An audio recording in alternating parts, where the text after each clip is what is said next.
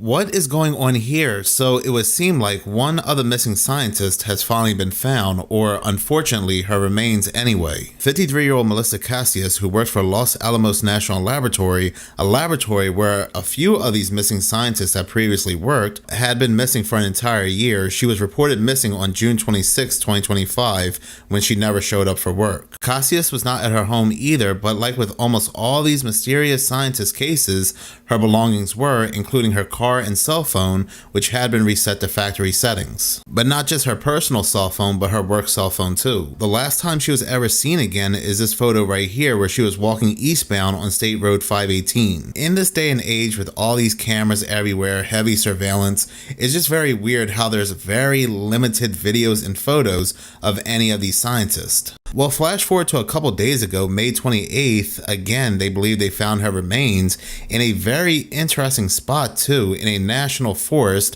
where we hear a lot of these very bizarre stories of missing people. Authorities said a hiker found human remains in the McGaffey Ridge in the Carson National Forest.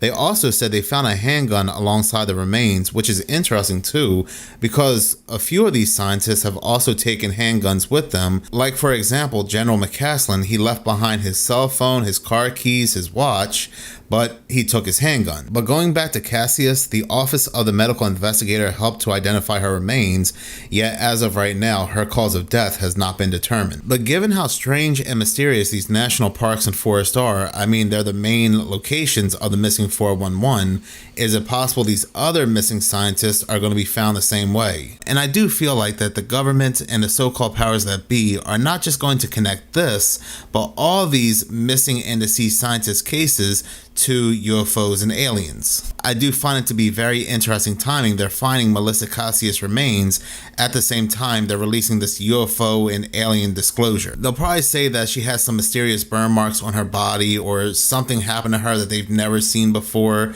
But again, I just feel like this is all playing into that agenda. But in this next news story, another day, another junkyard, another scrapyard, another car plant has been set on fire. And I am sure this is also quote unquote coincidental timing as well. Now on my other channel, Seconds of Horror, I had spoken about how over in New Jersey there's this EMR plant that recycles old car parts. Somebody or somebody's, and I can guess who, continues to light the plant on fire. A couple days ago, it has gotten so bad that there is now talks about shutting the plant down. Well, it has happened again, this time over in Montana, Missoula to be exact. Reading this from 8KPAX News, multiple fire crews from the Missoula area responded to a large fire Sunday afternoon, May 31st, at Axman Recycling, where more than 100 stacked cars burned in the wrecking yard with flames reaching up to 50 feet high. They also say that the initial cause was not clear. Yeah, I'm sure. The firefighter chief was quoted as saying they arrived, and he's talking about the firefighters, to find a large pile of cars on fire. Some cars, anywhere from 3 to 6 stacked high, probably were estimating at least 100 cars, probably more, that were on fire. The chief said the fire involved cars that had not been fully processed by the recycling center, meaning oil, gas, and other flammable liquids were still inside, adding to the intensity of the fire. So here's a partial list of the car plants and junkyards that have been set on fire in just the month of May alone. This does not include New Jersey and some of the other locations as well. But who in their right mind would continue to set fire to junkyards, scrapyards, and plants that have older cars and older car parts? Well, if there was an agenda out there to get everybody into a new 2027 vehicle that is completely controlled by AI to the point that you cannot drive the car until the AI tells you so, then you can easily see who's behind these fires. We can already see the agenda at play here when they're mixing gas stations with ethanol. And if you cannot afford one of these 2027 AI controlled vehicles, well, the next step is to take public transportation. It's so obvious what's taking place here. This is not a conspiracy theory. All one has to do is just look at the timing. Punks right here came by because I'm trying to organize a community protest against a representative who's trying to push in a data center owned by a out-of-state company trying to suck up all our energy. I made a post, I made an event on Facebook trying to organize the community to get together. And what's your badge number? Name and badge number? I Detective Benson. And name and badge number? Sure. SHRP and it's 160. Okay. Yeah. So No, I have a First Amendment right to protest, and if I organize a protest on a public road, There's nothing wrong with that. I sent an email to that representative, and I can show you the email. I never made a threat. I told, no, this is my house, and I'm going to talk. You guys are on my property trying to intimidate me because I'm organizing a protest against a data center. Then why are you here? Well, that's, if you let me. Okay, so first off, do you want to talk about this? Talk about what? There's nothing to talk about. I'm organizing a protest, and I'm allowed to do that. It's a First Amendment protected activity. I agree with you 110%. Yeah. The issue is some of the communication, the Facebook posts. I would disagree that there's. I haven't made a single threat. Tell me what threat I made. Okay, well, you know what you posted. No, give me a quote me. Quote a threat, because I didn't make one. I'm organizing a protest on a public street, demanding a representative. The safety of his children. Huh? What about the safety of his children? Someone else made a comment about the safety of his children. Did you? No. You didn't? No, what I said if he valued his children's safety, he probably wouldn't be trying to ruin the world that they're being brought up on. And that isn't a threat. That's the fact that I'm watching this man ruin the world around here. And yes, I'm allowed to say that if someone cares about their kids, they shouldn't destroy the community that their kids are being raised in. That's not a threat. The problem is you didn't say that in the post. Yes, I did. You did not. Pull it up. Pull it up and read I it. looked at it. Pull it up and read it. I've been dealing with this all afternoon. Cool. Pull it up and read it. Okay. So that's the concerning part is obviously, yes, you have the right to make an event, you have the right to public protest, everything else, right? But I never made a threat. Okay. Well, we disagree, and our state's attorney disagrees. Okay, so you're going to be charged today for a couple of offenses.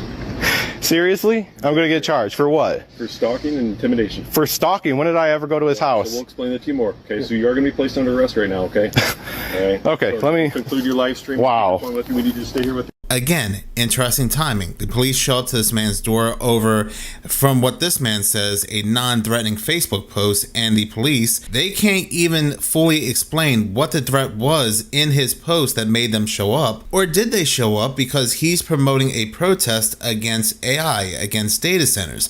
Because again, the interesting timing, we're getting news coming out that the FBI now sees any criticism towards AI or these data centers as domestic terror. You, me, or anybody that criticizes this technology will end up in a Fusion Center report that federal agencies and local intelligence hubs are now tracking. This report is also watching how many protests and how many groups are coming together against data centers. So I'm sure they're going against anybody now for the littlest thing that they deem a threat to control the number of these protests that are now popping up against these data centers. This is beyond a Black Mirror Twilight Zone episode. You may be asking yourself then, well, when does free speech apply? But the real question is the United States even the United States anymore?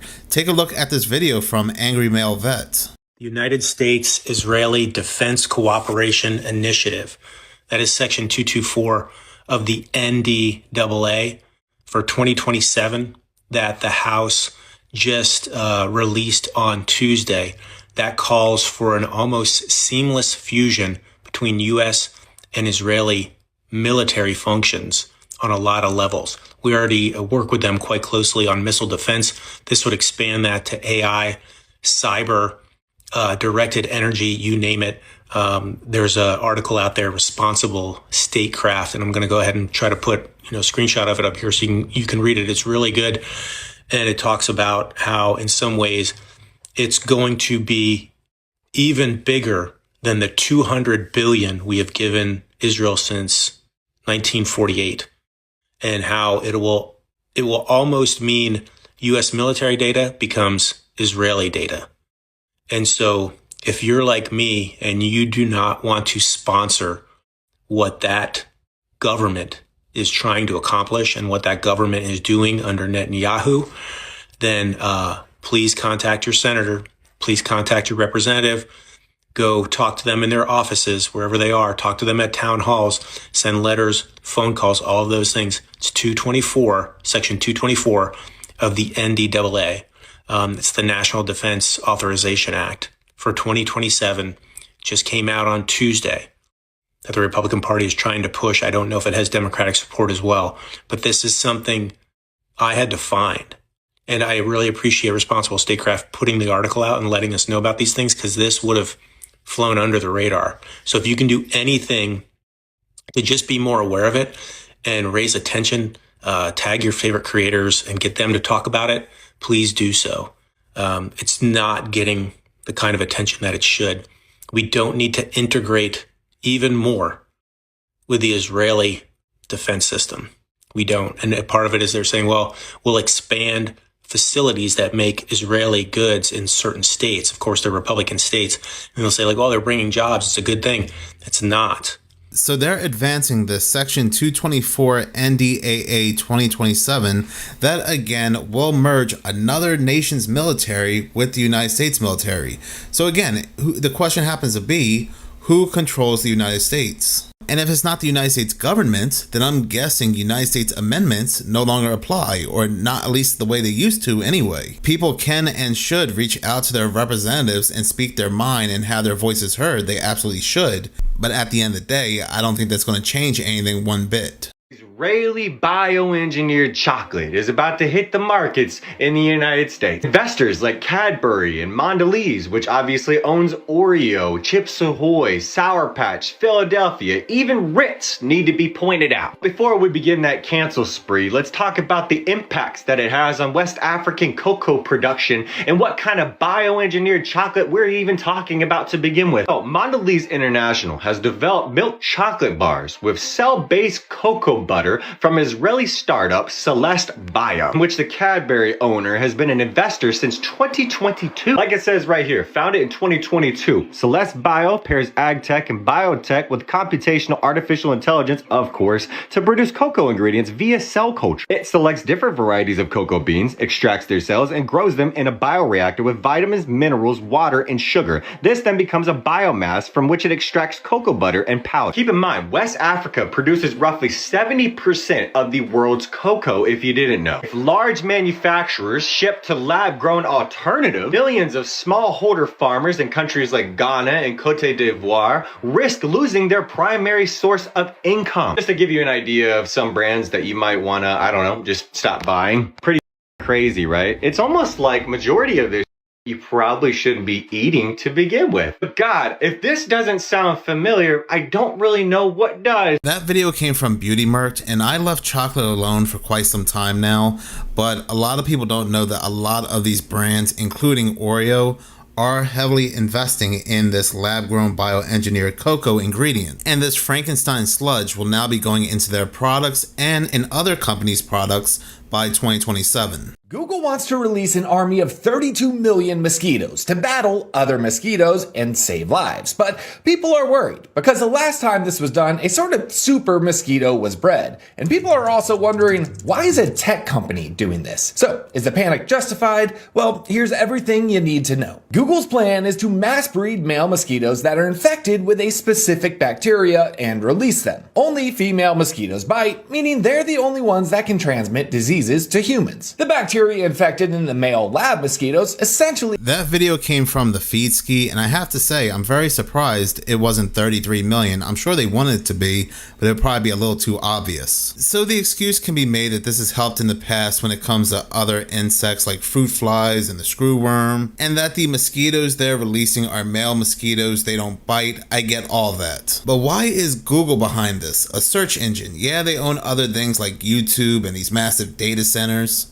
They haven't been just a search engine for a long time now, but still, it's like, I get a bad feeling when Bill Gates does this. We don't need another tech giant, again, one with massive data centers in multiple locations, also releasing insects as well. A whistleblower who attended one of Peter Thiel's Antichrist lectures described what exactly he saw. It's sickening to think of how much power this guy has. Peter Thiel has held a series of private, invitation-only lectures exploring the concept of the Antichrist, including a highly publicized 4-lecture series. He doesn't treat the Antichrist as a mythical creature, he analyzes it through a socio-political and technological lens. He thinks the Antichrist will take the form of a global government system or an ideology that seeks to aggressively regulate and halt technological innovation. In these lectures, he has explicitly framed environmental and anti-technology movements as forces of stagnation that fit this apocalyptic warning. An actor named Duncan Trussell attended one of these private gatherings and recounted what exactly he experienced. According to Trussell, the tech billionaires don't believe the Book of Revelations has to be inevitable.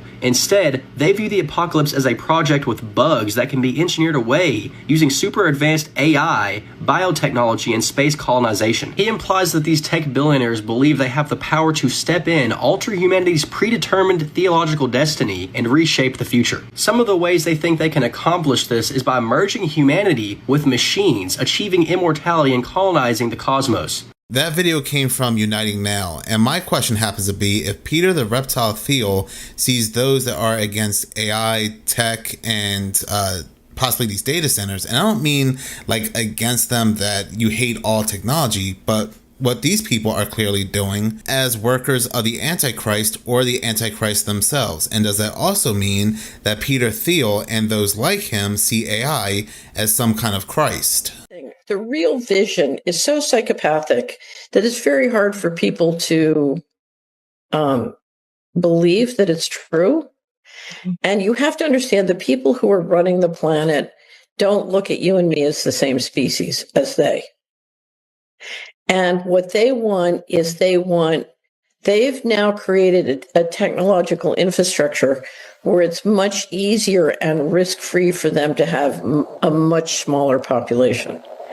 So they would like to see significant depopulation, on a steady basis, which is what they've been doing since the financial coup started in America. They've been steadily lowering life expectancy and steadily lowering fertility. So these are long-term trends. But if you look at what they're doing now with closing down the straits, right, coming into planting season, it looks to me like we may be facing an intentional engineering to engineer massive famine, very significant famine, and energy lockdowns. This time it won't be COVID. It'll be, we can't afford to, we have to preserve gas for national security. So, we've seen these kinds of restrictions now in Thailand, Peru.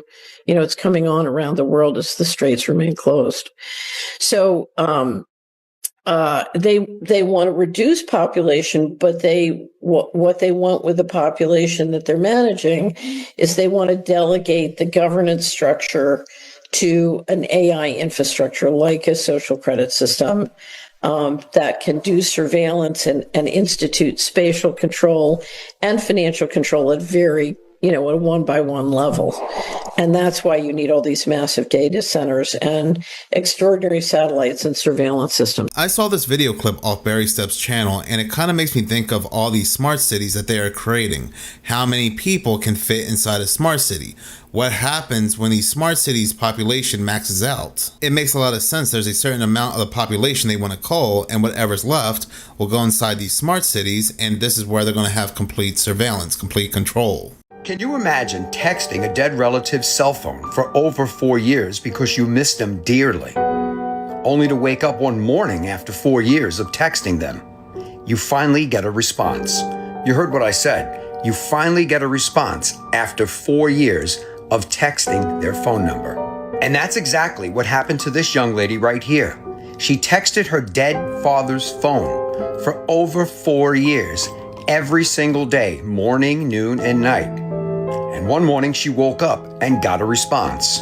Here's a sample of just one of her text messages she sent to her father's phone. Hi, Dad, it's me. Tomorrow's going to be a tough day, again. It's been 4 years since I lost you. And many of you that have lost a loved one probably do the same thing. But after 4 years, she finally got a response. And this is the response that she woke up to 4 years later. Hi, sweetheart. I'm not your father, but I've been getting all of your messages for the past 4 years. I look forward to your morning messages and your nightly updates. My name is Brad, and I lost my daughter in a car wreck in August of 2014, and your messages have kept me alive. Could you just imagine what are the odds of something like that happening? The incredible coincidence between her losing her dad and him losing his daughter is just unbelievable. So I guess my question to you is, if that happened to you and someone actually did respond like that, would you be freaked out? Or would you continue to send messages on a daily and try to connect with that individual? That video came from the Jody69, and while that does sound like a heartwarming story, I feel like a story like this can be used by these tech giants to support the idea for AI deceased loved ones, something we have seen time and time again. That is why it's important to accept the fact that a loved one has passed away, accept death, rather than trying to resurrect them either through a stranger or even digitally. Did we just get a backhand? So I think the White House just created a credibility problem. As you probably know, the aliens.gov website is not about UFO disclosure, it's about immigration. Here's the problem with that.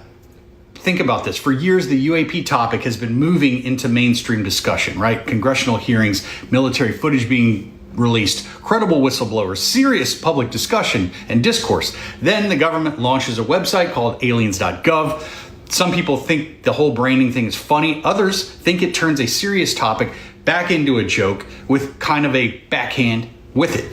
So Ross Coldhart just chimed in on this, and he thinks that the president might be getting ill-advised. Check this out. I don't think the president's being well-advised at the moment. It was a puerile effort by somebody in the White House administration to use the aliens.gov website as a way of, one, trying to promote the president's position on stopping illegal immigration, which I think many Americans would applaud. But I think there's been a miscalculation. The president has been badly led by people inside his administration who thought that they would score points by mocking the efforts to become transparent on the subject of non-human intelligence. I think this might blow up in their face. Let me know what you think. That video came from hallucination hippies, and I think the whole alien.gov website should have been a wake-up call to a lot of people that the government is playing them when it comes to UFOs and quote-unquote aliens.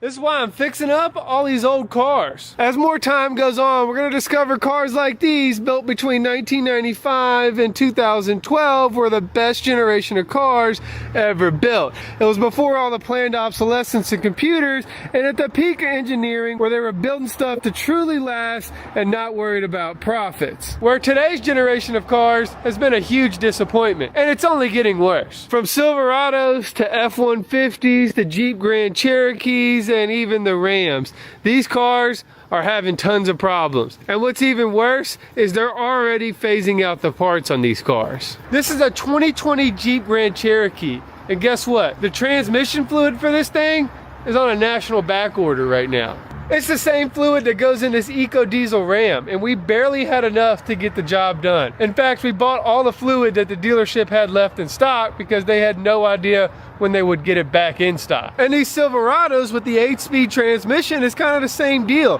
They need updated fluid to prevent the torque converter clutch from shuttering, and good luck finding it. And when the parts are available, the dealerships know that they're needed, and they turn out to be very expensive. Like an alternator for this Nissan right here is like 800 bucks. And don't even get me started on the transmission on this thing, because that is the biggest ripoff in the industry. And the dealership knows it because they got them stacked up to the ceiling every time you go in the parts department. You see these old Silverados right here, you could pretty much still find good parts for them. And this thing's over 20 years old. Now tell me how you can find good parts for this thing, but not the brand new ones right there. It's being done on purpose because they want you to buy new cars instead of buying stuff to fix your old ones. And thank God for the junkyards in the aftermarket, because that's what's keeping these old cars alive that were truly great. In the next 5 years, this problem's only going to get worse as people slowly realize that the new cars stink and the old ones were truly great. And then that's when people will be banging down my doors to buy the old cars that I'm fixing up. And don't worry, I'm gonna start selling parts too, because somebody's got to help us in this crazy industry that's going down the toilet. You see, each of these cars, while they are old and they may have some issues, they are still pretty cheap and they are fixable